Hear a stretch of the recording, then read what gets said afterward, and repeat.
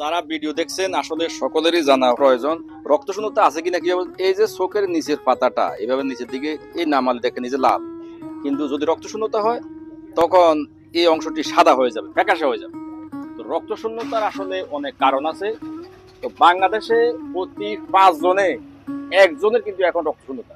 কেন জানো? এর প্রধানতম কারণ হলো গ্যাস্ট্রিকের ওষুধ। বাংলাদেশের মানুষ অতিরিক্ত গ্যাস্ট্রিকের ওষুধ খায়। গ্যাস্ট্রিকের ওষুধ খেলে কি সমস্যা হয়?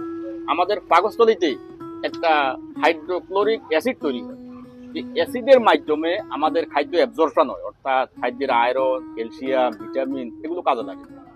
যখন আমরা গ্যাস্ট্রিক ওষুধ খাই তখন হাইড্রোক্লোরিক অ্যাসিডের পিএইচ কমে যায়, অর্থাৎ হাইড্রোক্লোরিক অ্যাসিড তৈরিটা বন্ধ হয়ে যায়। তখন আমাদের খাদ্যটা আর অ্যাবজর্পশন হয় না, তখন আয়রনটা আর কাজে লাগে না।